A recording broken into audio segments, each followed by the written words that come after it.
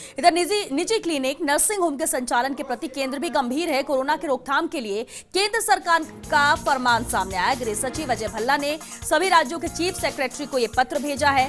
पत्र में कोविड और नॉन कोविड मरीजों के ट्रीटमेंट को लेकर ये निर्देश दिए गए हैं और कहा है कि राज्यों में निजी क्लिनिक और नर्सिंग होम खोले जाएं। इसके लिए हर संभव व्यवस्था करें राज्य सरकार। चिकित्सा कर्मियों एम्बुलेंस के आवागमन में कोई दिक्कत ना रहे, ये भी देखना होगा। और इसके साथ ही राज्य सरकार को यह भी निर्देश दिए गए कि चिकित्सा कर्मियों के किसी भी आंदोलन को पहले ही रोका जाए ताकि किसी भी स्थिति में मरीजों को कोई दिक्कतें ना हो। आईएमए के media chairman doctor Sanjeev Gupta ने स्वागत किया है इसका और कहा कि इस आदेश के बाद निर्भीक होकर काम कर सकेंगे चिकित्सा कर्मी। तो ये केंद्र से अहम निर्देश दिए गए हैं। निजी क्लिनिक नर्सिंग होम के संचालन के प्रति केंद्र यहां पर गंभीर है और इसे लेकर ही कहा गया कि अगर कोरोना की रोकथाम करनी है तो केंद्र सरकार ने बहुत सोचकर यह फरमान निकाला है। गृह सचिव अजय भल्ला ने सभी राज्यों के चीफ सेक्रेटरी को यह पत्र भेजा है। पत्र में कोविड और नॉन कोविड मरीजों के ट्रीटमेंट को लेकर इसमें निर्देश दिए गए हैं और कहा है कि राज्यों में निजी क्लिनिक और नर्सिंग होम खोले जाएं और उसके लिए हर संभव व्यवस्था करे राज्य सरकार। चिकित्सा कर्मियों एम्बुलेंस के आवागमन में भी कोई दिक्कत ना हो, इसका भी ध्यान रखा जाए राज्य सरकार के द्वारा। और इसके साथ ही राज्य सरकार को यह भी निर्देश दिए गए हैं कि चिकित्सा कर्मियों के किसी भी आंदोलन को पहले ही रोका जाए ताकि किसी भी स्थिति में मरीजों को कोई दिक्कत ना हो।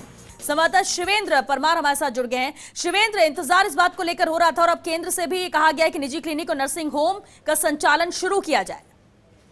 देखिए, जाहिर तौर पर अलग अलग राज्यों से श्वेता ये सूचना पहुंच रही थी केंद्र सरकार के पास कि जो निजी क्लिनिक और नर्सिंग होम वाले हैं वो आंदोलन की राह पर आ सकते हैं। जिस तरीके से कई जगह एम्बुलेंस के आवागमन में भी दिक्कत हुई अलग अलग राज्यों में और जो निजी क्लिनिक और नर्सिंग होम के चिकित्सा स्टाफ है उनको रोका गया है।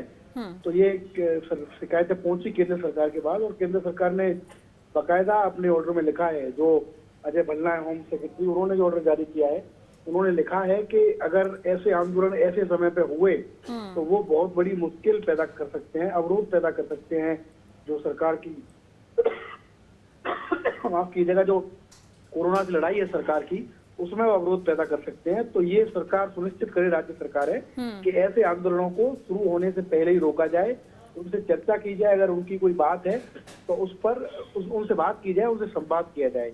इसके अलावा एक विस्तृत पूरी जो एडवाइजरी है वो होम सेक्रेटरी अजय भल्ला ने श्वेता सभी राज्यों को जारी की है। उन्होंने कहा है कि जो महामारी की चुनौती है उसमें चिकित्सा कर्मियों की सेवाओं की तत्काल आवश्यकता है और सामान्य जिम्मेदारियों की भी आवश्यकता है, क्योंकि इससे आगे जब बरसात आएगी तो मौसमी बीमारी आने वाली है और जो टीकाकरण का अभियान चलता है वो भी चलेगा। तो सभी तरह के लोग चाहिए। इसमें किसी भी राज्य में ऐसी स्थिति पैदा नहीं हो कि चिकित्सा कर्मियों को, जो नर्सिंग होम वाले हैं, उनको आंदोलन की राह अपनानी पड़े, जिससे इस लड़ाई में कमजोर महसूस करे अलग अलग सरकारें।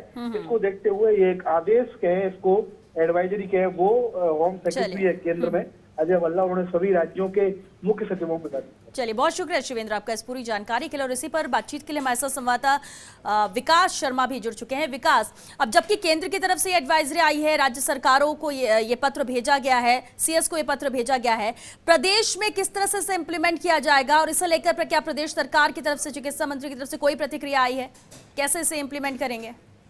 श्वेता, देखिए, ये जो आदेश था, इस आदेश का फील्ड में बहुत बड़ा असर नजर आएगा, क्योंकि इस वक्त जो राज्य सरकार है, खासतौर पर मुख्यमंत्री अशोक गहलोत है, वह खुद इस बात को लेकर गंभीर है कि जहां एक तरफ कोविड के मरीजों को पूरा इलाज मिले, पूरी सुविधाएं मिले, वहीं दूसरी ओर नॉन कोविड जो पेशेंट है, जो कि अभी इस वक्त बहुत दिक्कतों का सामना करना पड़ रहा था, क्योंकि सारे अस्पताल, जो बड़े अस्पताल थे, वो सभी अस्पताल जो कोविड अस्पताल के रूप में तब्दील हो गए। ऐसे में डर के मारे जो लोग हैं, चाहे वो हार्ट के, किडनी पेशेंट है, और जो गंभीर बीमारियों के पेशेंट है, उन्होंने सभी ने अस्पतालों से दूरी बना ली थी। उसको देखते हुए ये जो आदेश निकाला गया है, ये बहुत महत्वपूर्ण होगा, क्योंकि प्राइवेट हॉस्पिटल्स जो थे, बड़े हॉस्पिटल्स हैं या फिर छोटे क्लिनिक है, वो या तो अपना संचालन कर ही नहीं रहे और कर रहे हैं तो मरीजों से उन्होंने भी दूरी बना रखी है। इसी बात को देखते हुए अब जो आदेश निकाला है, इसमें स्पष्ट गाइडलाइन दी गई है कि सभी राज्य अपने यहाँ संचालित होने वाले क्लिनिक जो है, वो निजी होम जो है, वो इन सभी का संचालन करना सुनिश्चित करें। और इसका सीधा असर यही पड़ेगा कि जो छोटे छोटे इलाकों में जो लोग गंभीर बीमारी से पीड़ित है, तो उनको एक बार प्राथमिक उपचार कह सकते हैं या फिर कह सकते हैं कि डॉक्टर उसकी स्क्रीनिंग करके बता सकता है कि उनकी स्थिति किस तरह की है, कितनी गंभीरता है उनकी बीमारी की और उनको आगे क्या ट्रीटमेंट लेना चाहिए। इस तरह की प्रारंभिक जो काउंसलिंग है वो हो सकती है। इसी को देखते हुए पूरा फरमान जारी किया गया।